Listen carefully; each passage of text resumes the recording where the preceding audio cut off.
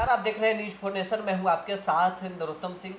तीसरे चरण के 5 सीटों पर कल वोटिंग होना है। चुनाव प्रचार भी थम गया है। आज प्रत्याशी घर घर जाकर उसे मिलकर अपने पक्ष में वोट करने का अपील कर रहे हैं। लेकिन तीसरे चरण में एक तरफ नीतीश कुमार भी वहां जाकर कैंप करते हैं, तो दूसरी तरफ तेजस्वी यादव भी कैंप करते हैं। तीसरे चरण में 5 सीटों पर किसकी लहर है? क्या तेजस्वी यादव कैंप कर कर वहाँ भाजपा और जेडीयू का खेल बिगाड़ दिए हैं? इन सभी विषयों पर बातचीत करने के लिए हमारे साथ वरिष्ठ पत्रकार रवि उपाध्याय सर हैं। सर, तीसरे चरण में कल वोटिंग होना है। नीतीश कुमार और तेजस्वी यादव दोनों जाकर कैंप करते हैं। किसकी लहर है? कल वोटिंग, आज किसकी लहर चल रही है? देखिए, इस हम लोग पहले बात करेंगे सुपौल की। सुपौल में दिलकेश्वर कामत जेडीयू के प्रत्याशी हैं और चंद्रहास चौपाल आरजेडी से उम्मीदवार हैं। चंद्रहास चौपाल जो जिस तरह से रिजर्व सीट माने वो जीतते हैं, चंद्रहास चौपाल जो है सो एमएलए भी हैं और दलित समाज से आते हैं। वह जो है सो इस बार सुपौल से चंद्रहास चौपाल को आरजेडी ने उतारा है। तेजस्वी यादव की पार्टी जो राष्ट्रीय जनता दल, उससे वह उम्मीदवार बने हैं। दिलकेश्वर कामत जो जेडीयू के उम्मीदवार हैं। तो ये देखिए, समझने वाली बात है कि सुपौल जो है सो तमाम किसी भी परिस्थिति में आइए, वह विजेंद्र यादव जो ऊर्जा मंत्री हैं नीतीश कैबिनेट में, और दबंग कहने का मतलब उनकी पकड़ आम और आमाम के बीच में वह बहुत पॉपुलर हैं। 8 बार से विधायक हैं। हाँ, तो वो उनका क्षेत्र माना जाता है, इसलिए वहाँ पर किसी पार्टी का, किसी का दबदबा, किसी का कुछ नहीं। वो जो विजेंद्र यादव जिधर कहते हैं उधर भी वोट उधर पड़ता है। तो ऐसे में निश्चित रूप से इस बार जो राष्ट्रीय जनता दल ने चंद्रहास चौपाल को एक तरह से उम्मीदवार बना करके दाव खेला है, यह देखने वाली बात होगी कि दिलकेश्वर कामत जो जेडीयू के विजेंद्र प्रसाद यादव की पार्टी से प्रत्याशी हैं, वह कहां तक उस सीट पर मुकाबला दे सकते हैं चंद्रहास चौपाल को। यह सबसे बड़ी बात है। और देखिए, हम एक चीज़ और बताना चाहेंगे कि इस सीट का हम समीकरण बता देते हैं कि इस सुपौल सीट पर कौन कौन विधानसभा कैसे कैसे है। तो देखिए, निर्मली जो है सो जेडीयू के पास में है, जो विधानसभा क्षेत्र है सुपौल का। उसी तरह से पिपरा जो है सो जेडीयू के पास में है। इसी तरह से सुपौल, जिसमें स्वयं विजेंद्र यादव वहां से आते हैं जीत करके, वह जो है सो जेडीयू के पास है। त्रिवेणीगंज जेडीयू के पास में है। छातापुर भारतीय जनता पार्टी के पास है। एकमात्र सिंहेश्वर जो है सो आरजेडी के पास। 6 विधानसभा में 5 सीट एनडीए के फोल्ड में है, 1 सीट राष्ट्रीय जनता दल के पास है। तो ऐसे में विधानसभा का जो गणित देखने से समझ में आता है कि यहाँ पर लड़ाई क्या होने जा रही है।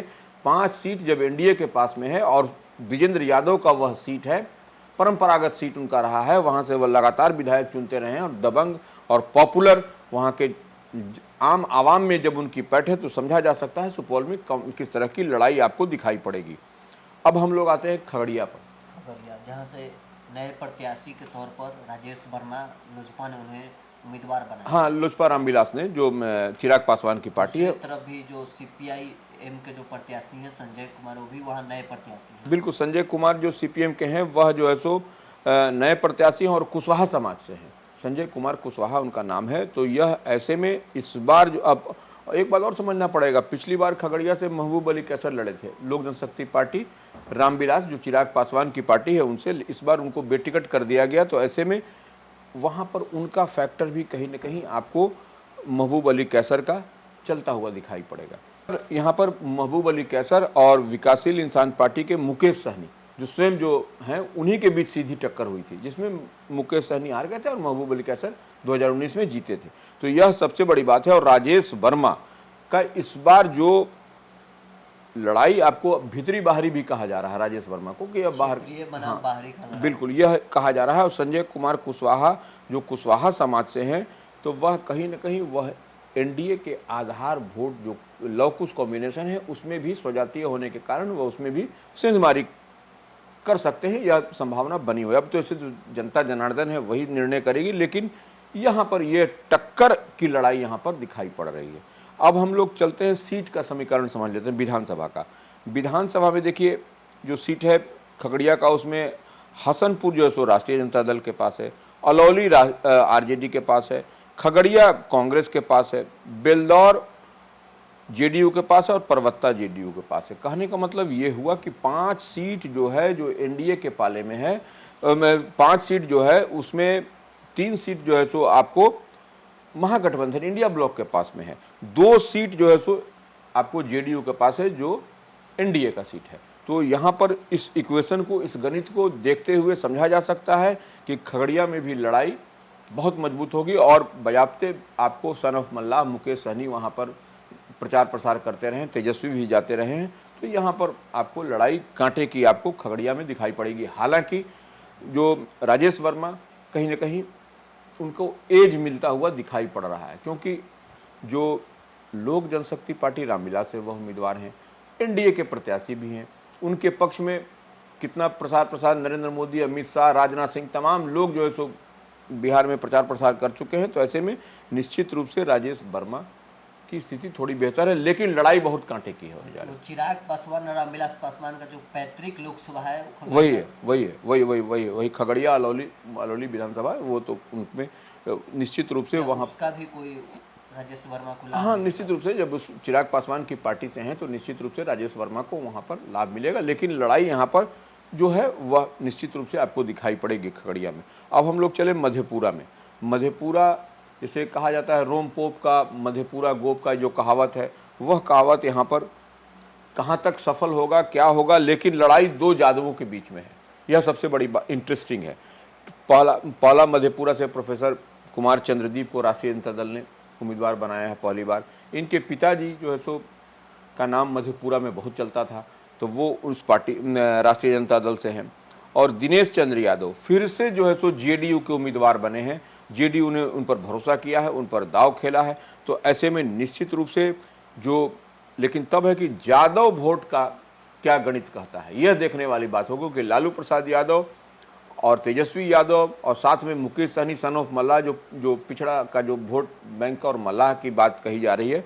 तो ऐसे में निश्चित रूप से यहाँ पर वोट अगर यादव का आरजेडी के पक्ष में जाता है तो यह एक फैक्टर आपको दिखाई पड़ेगा प्रोफेसर कुमार चंद्रदीप। हालांकि दिनेश चंद्र यादव वहाँ के सिटिंग एमपी है, एंटी इनकम्बेंसी भी है, लेकिन आपको देखना पड़ेगा वहाँ से आज आरजेडी के वहाँ से प्रोफेसर चंद्रशेखर विधायक भी, मंत्री भी थे 17 महीने के कार्यकाल में आरजेडी के महागठबंधन के। तो यह देखने वाली बात होगी वहाँ पर। लेकिन हम जब सीट का समीकरण का बात कर ले, विधानसभा का, आलमनगर जेडीयू के पास में है, बिहारीगंज जेडीयू के पास में है, मधेपुरा जहाँ पर हम कह रहे थे प्रोफेसर चंद्रशेखर जो आरजेडी के जो 17 महीने के कार्यकाल में मंत्री थे, वह जो है सो मधेपुरा से विधायक हैं और वह उनकी पकड़ भी है वहाँ पर।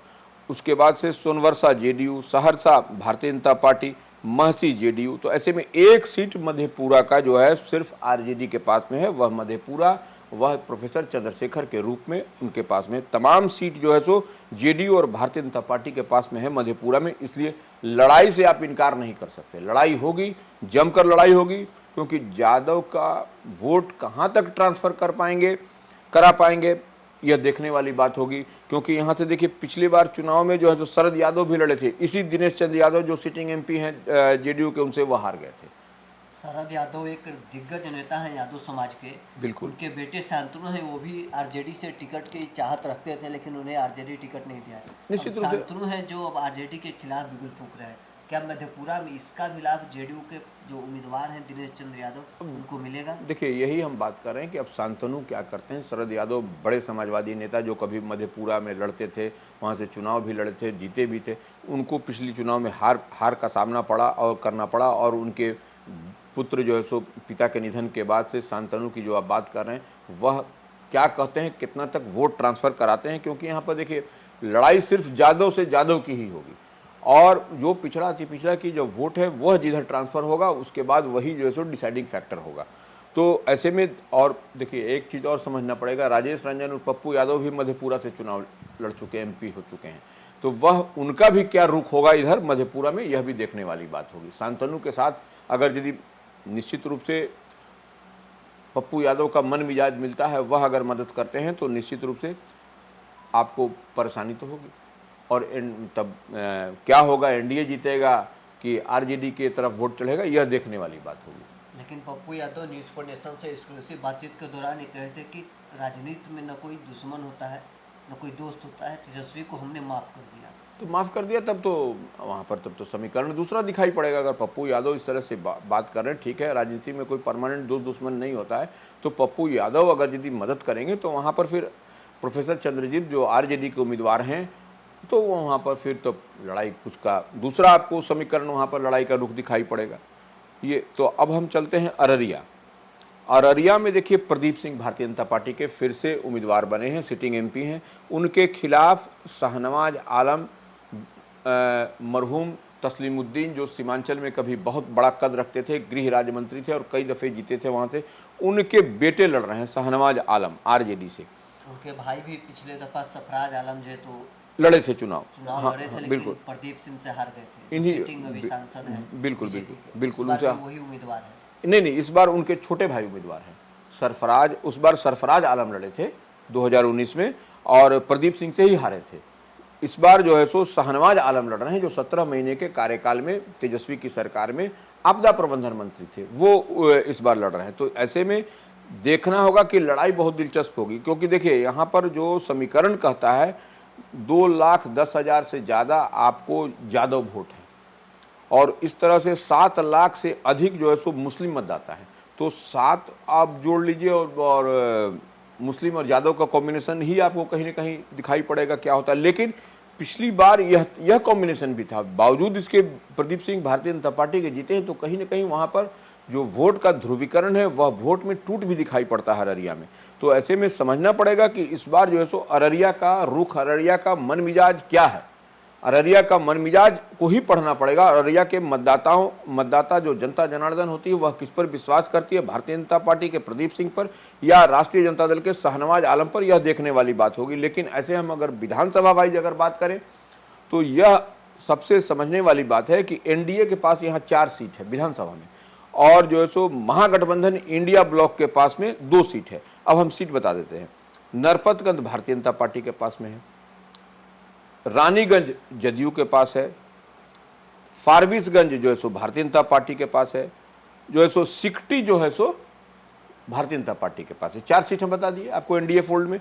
2 सीट एक अररिया कांग्रेस के पास में है, एक जोकीहाट आरजेडी के पास में। तो 2 सीट जो है सो महागठबंधन इंडिया ब्लॉक में है। तो यह भी देखने वाली बात होगी कि कैसे टर्न यहाँ पर होता है। सीट वाइज भी यहाँ पर जो एनडीए फोल्ड है वो मजबूत है, बिल्कुल विधानसभा। प्रधानमंत्री भी वहाँ जाकर 25 अप्रैल को रैली किए थे। बिल्कुल, तो ये निश्चित रूप से प्रधानमंत्री का तो नरेंद्र मोदी का मैजिक तो है ही है। अब वही हम कह रहे हैं कि वहाँ की जनता को ही अब तय करेगी कि क्या कैसे किया जा सकता है। प्रधानमंत्री की रैली के बाद से लगता है कुछ मन मिजाज लोगों का बदला है और निश्चित रूप से अब दिखाई पड़ेगा अररिया पर प्रदीप सिंह भारतीय जनता पार्टी के फिर से रिपीट करते हैं या नहीं करते हैं, क्या देखने वाली बात होगी।